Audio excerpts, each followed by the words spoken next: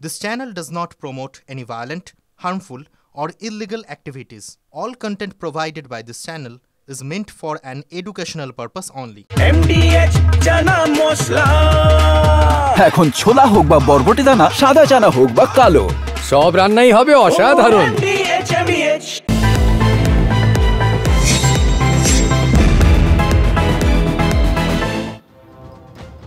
Double স্পেশালের দ্বিতীয় পর্ব শুরু করছি আপনাদের সঙ্গে আমি মঞ্জিরা। মানে রোজকার হাজার গতে বাঁধা খবর শুধু নয়, বরং খবরের ভেতরের খবর। আগামী 20 মিনিট আজকের সবথেকে গুরুত্বপূর্ণ খবর আর তার বিশ্লেষণ করব, যা আপনার ভাবনা চিন্তাকে একেবারে বদলে দেবে। কেরালায় জানেন ক্রমেই উদ্বেগ বাড়াচ্ছে মস্তিষ্ক খেকো অ্যামিবা। হ্যাঁ, ঠিকই শুনছেন, মস্তিষ্ক মানে মগজ খেকো অ্যামিবা। ইতিমধ্যেই কেরালায় মৃত্যু হয়েছে 19 জনের, আক্রান্ত আরো 61 জন। একের পর এক মৃত্যুর ঘটনায় স্বাভাবিকভাবেই এ রাজ্যেও আতঙ্ক, কারণ কোভিডের সময়ও আমরা দেখেছিলাম কেরালার পর বাংলা। কি এই রোগ, এর লক্ষণ কি, সব বলবো আজকের স্পেশাল মস্তিষ্ক খেকো অ্যামিবা।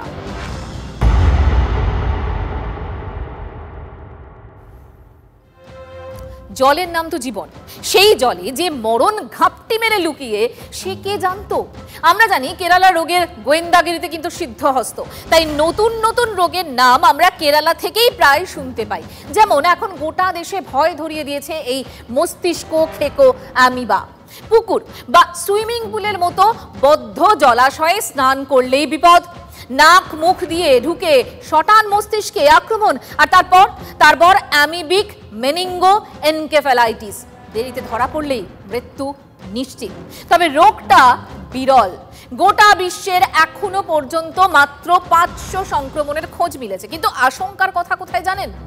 এর মধ্যে 120টি কেসই হচ্ছে আমাদের দেশে কেরালায়, যার মধ্যে 68 সংক্রমণ শুধু এ বছরেই হয়েছে। তার মধ্যে মৃত্যুও হয়েছে 19 জনের মৃত্যুর কথা আপনাদের তো প্রথমেই বললাম। তালিকায় সদ্যজাত থেকে বৃদ্ধ, চিন্তাটা এখানেই। অর্থাৎ বয়সের বাজ বিচার কিন্তু একেবারেই নেই। এবার আরো ভয়ের কথা আপনাদের বলবো না, আপনাদের ভয় দেখাচ্ছি না, আমরা সতর্ক করছি, কারণ TV9 বাংলা সব সময় আপনাদের পাশে।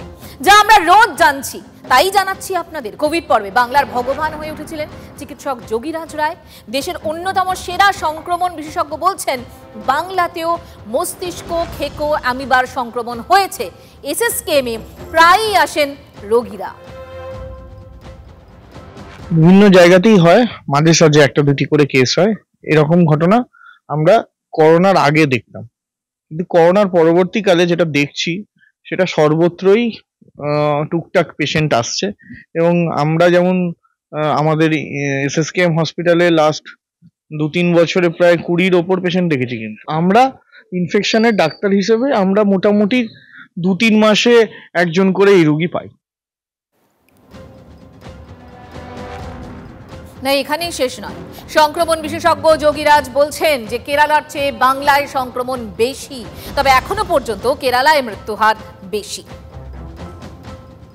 কেরালার নাম্বারটা আমাদের থেকে কম, তবে মৃত্যু কিন্তু কম আমাদের হয়েছে, ওদের মৃত্যু অনেক বেশি হয়েছে।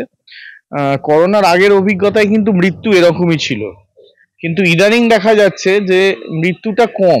মানে যতটা আমরা মৃত্যু জানতাম, আমরা জানতাম শতকরা 80-90% পেশেন্ট এই রোগের মারা যাবেন, এখন কিন্তু সেটা 30-40% মৃত্যু। দেখুন, আবারও বলছি, আতঙ্ক আমরা ছড়াতে চাই না, আমরা সতর্ক করতে চাই, আমরা সচেতন করতে চাই। তাই কয়েকটা কথা বলবো যাতে আপনারাও সাবধান হয়ে যাওয়ার একটা সুযোগ পাবেন। আগে উপসর্গের কথা বলি আপনাদের। জ্বর, মাথা ব্যথা, বমি বমি ভাব, আলো থেকে ভয়, মনে বিভ্রান্তি, খিঁচুনি, ঘাড় ঘোরাতে সমস্যা, এগুলো কিন্তু লক্ষণ। একটা হেডেক, ভমিটিং, নশিয়া যেগুলো আমরা বলি, তার সাথে ফিভার আসে এবং প্রচন্ড ধুম জ্বর আছে, এবং ইজিলি প্রিভেন্টেবল এবং এটা ইজিলি আমরা ট্রিটেবল কন্ডিশন যদি আমরা আর্লি ডায়াগনোসিস করি। এই ধরনের সমস্যা হলে অবশ্যই চিকিৎসকের পরামর্শ নিন। কিভাবে হতে পারে এই রোগ, আবারও শুনুন চিকিৎসকদের বক্তব্য। স্প্রিং ওয়াটারে চান করলে হয় বা পুকুরে স্নান করলে হয় এবং পরিষ্কার মানে ওয়াটার বডিজে স্নান করলে হয় আমাদের। কিন্তু শতকরা 80% এই যে পেশেন্টগুলি বেড়েছে তাদের ক্ষেত্রে এই ইতিহাসটা আমরা পাচ্ছি না কারোর কাছে। এটা হচ্ছে একটা যে ফ্রেশ ওয়াটার লেকের মধ্যে ব্যাকটেরিয়াটা থাকে এবং সেটার মধ্যে আমরা যদি স্নান করি সুইমিং করি কিংবা ওই জলটা আমরা খাই তার থেকে পেশেন্টদের এটা ইনফেক্টেড হওয়ার চান্স থাকে। শুনলেন তো, সুতরাং সাবধানে থাকাটা জরুরি। এবার আপনাদেরকে একটু বিগ ওয়ালে দেখাই কি করবেন আর কি করবেন না। দেখুন, এই মুহূর্তে যদি আমরা এইভাবে একটু ভাবি, পুকুর ঝিল নদীতে ঝাঁপ নয়, বিশেষজ্ঞরা এমনটাই বলছেন। তারপর পুকুরে নামলে নাক বন্ধ করে রাখুন। অনেকে কিন্তু পুকুরে সাঁতার কাটেন, সেক্ষেত্রে নাক বন্ধ করে নামার কথা বলা হচ্ছে। অথবা নোজ প্লাগ, সেই নোজ প্লাগও ব্যবহার করতে পারেন। তারপর পুকুরে যেটা বলছিলাম নোজ প্লাগ, সেটা ব্যবহার করতে পারেন। এরপর পুকুরের নিচে কাদায় হাত দেবেন না, একেবারেই বারবার করে বলছেন বিশেষজ্ঞরা। কলের জলে নাক পরিষ্কার করবেন না। আর কি করবেন না? গরম জল ঠান্ডা করে নাক পরিষ্কার করুন, এটা করার কথা বলা হচ্ছে, মানে ডুজের কথা বলা হচ্ছে যে গরম জলে নাক পরিষ্কার করুন। সুইমিং পুলের জলে যথাযথ ক্লোরিন দিতে হবে, এটা বলা হচ্ছে। এবং ওয়াটার পার্কের জলেও যথাযথ ক্লোরিন দিতে হবে। অর্থাৎ পুকুরে বা সুইমিং পুলে বা ওয়াটার পার্কে স্নান করলে অবশ্যই সাবধান, নাক সাবধান। এরপরও কিছু ধন্দ রয়েছে, যেমন অগাস্টে কেরালায় যে শিশুকন্যার মৃত্যু হয়েছে, তার বাড়ির কাছে কুয়োয় এই অ্যামিবার অস্তিত্ব মিলেছে।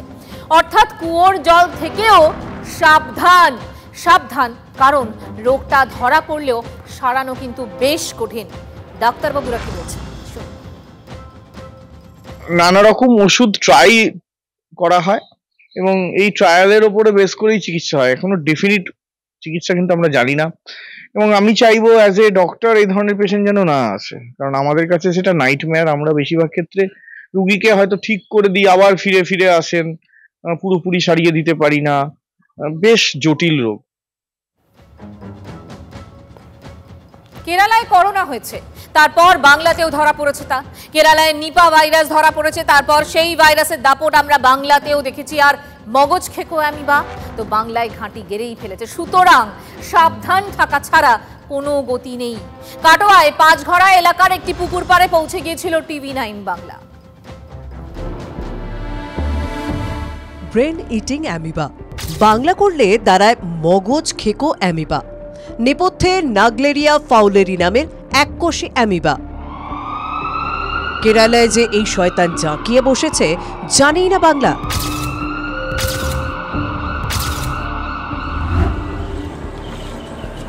কাটোয়ার পাঁচঘড়ার পুকুর পাড়ে TV9 বাংলা শুনল। নানা রকম রোগ হচ্ছে, জানেন কিছু? দেখছি না তোমাদের না, এই বিষয়ে কিছু জানি না। ওখানে শুনেছেন? নাক থেকে ঢুকে সোজা ব্রেনে অ্যাটাক করছে। রাক্ষসে অ্যামিবার কথা শুনে কেউই আর পুকুরে নামতে চাইছেন না। সবাই যে সতর্ক করতে হবে যে না, পুকুরে না নামাটাই ভালো, কলে স্নান করাবো। ভয় লাগছে। কি ভয় হচ্ছে? যদি অপরাধ এখানে আমাদের হয়ে যায়, একটু ভয় করছে। এরপর কি স্নান করবেন? না, আর করবো না। এরপর আর স্নান করবেন? এরপর আর এই তো প্রথম, এই শেষ। না করবো না, স্নান পুকুরে আর করবেন না। তবে যারা বাইরে কাজ করতে যান, স্নান করতে তাদের পুকুরেই নামতে হয়। কি হবে উপায়? সে প্রশ্নও করছে গ্রাম বাংলা। এখানে হবে না এটা কোনো মানে নাই, হতেও পারে, কিন্তু সেই লোকগুলো স্নান করবে কোথায়? আমার বাড়ি মোটর থাকলে আমি তো ওই দিনে দেবো না, ওর বাড়ি থাকলে ও দেবে না, তাহলে বাইরে থেকে এসে তারা স্নান করবে। প্রশ্নের যুক্তি আছে, সরকার বাহাদুর কি ভাববে? বিশেষজ্ঞ চিকিৎসক ডক্টর শুদ্ধসত্য চ্যাটার্জি এই মুহূর্তে আমাদের সঙ্গে রয়েছেন। শুদ্ধসত্য বাবু, এই মুহূর্তে মঞ্জিরা আপনার সঙ্গে রয়েছে। আমার একটাই প্রশ্ন, সেটা হচ্ছে এখনো পর্যন্ত এই কথা যখন কেউ শুনবে তখন সে ভয়ই পাবে, কিন্তু সত্যি ভয় পাওয়ার কতটা প্রয়োজন রয়েছে আমাদের, এবং এখনো পর্যন্ত সরকারের দিক থেকে বা এরকম কোনো নির্দেশিকা বা ছবিটা কি এই মুহূর্তে আপনি যদি একটু বলেন? না, এটা একটা খারাপ রোগ, অ্যামিবিক মেনিঙ্গোএনকেফালাইটিস আমরা বলি, প্রাইমারি অ্যামিবিক মেনিঙ্গোএনকেফালাইটিস, এবং সব রকম বয়সের হয়। এবং সেখান থেকে দাঁড়িয়ে পুকুরে নামার ক্ষেত্রে একটা ডেফিনিট গাইডলাইনের হয়তো প্রয়োজন আছে। তার কারণ পুকুর এবং সুইমিং পুল শুধুমাত্র যে গ্রামের পুকুর তাই নয়, আমাদের প্রতিটা শহরের আবাসনেও বিভিন্ন ক্ষেত্রে সুইমিং পুল আছে, এবং সেগুলোর রক্ষণাবেক্ষণ বিশেষ করে যখন শীত থেকে গরমে আসে, কারণ এটা বুঝতে হবে যে এই পার্টিকুলার অ্যামিবাটা নিগলেরিয়া ফাইলেরি যে গ্রুপে রয়েছে, সেই গ্রুপের এরা হচ্ছে থার্মোফিলিক, মানে এরা একটু বেশি টেম্পারেচারে ভালো থাকে, 42 ডিগ্রির ওপরে এরা ভালো থাকে, এবং কম বেশি গরম জলে ভালো থাকে, মানে কম জলে ঠান্ডা জলে এরা ভালো থাকতে পারে না। যার জন্য আপনি যখন গাইডলাইনটা বললেন সেখানে মেনশন করা হয়েছে যে ঠান্ডা জলে নাক পরিষ্কার করতে। তার কারণ ঠান্ডা জলে এদের থাকার সম্ভাবনা কম থাকে, এরা সিস্ট ফর্মে চলে যায়, কারণ ঠান্ডা এরা সহ্য করতে পারে না। তো এই জায়গাটা দেখে আমাদের একটা গাইডলাইন তৈরি করা উচিত। পুকুরে নামতে হবে, সুইমিং পুলেও নামতে হবে, কিন্তু কি কি প্রিকশন নিয়ে নামা হবে বা নামা উচিত, এই জায়গাটায় কিন্তু সরকারের একটা নির্দেশ পেলে আমাদের একটু সুবিধা। অনেক ধন্যবাদ। আপনারাও সতর্ক থাকুন, সাবধানে থাকুন।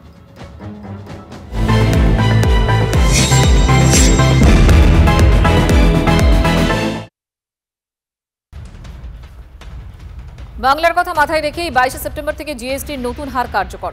কলকাতায় এসে এমনই দাবি করলেন কেন্দ্রীয় অর্থমন্ত্রী। ন্যাশনাল লাইব্রেরির অনুষ্ঠানে যোগ দিয়ে নির্মলা সীতারামন বলেন, 21 সেপ্টেম্বর মহালয়া আর এরপরই দেবীপক্ষের সূচনায়। অনেকে অনেক রকম প্রস্তাব দিলেও বাংলার শারদোৎসবের কথা মাথায় রেখেই 22 সেপ্টেম্বর দিনটিকেই শিলমোহর দেন প্রধানমন্ত্রী। In that process, somebody said, why don't we do it from 10th September? Then somebody else said, no, from 15th September. Then we said, no, wait, when does Bengal's Pujo begin? It is after the Shrad period, which is the Pitru Paksh.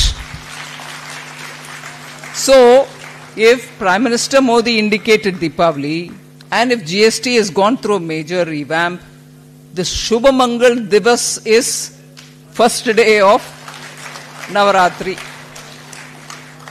the next day of Mahalaya. So don't you see the very strong influence of Bengal in this decision making? Absolutely for you all.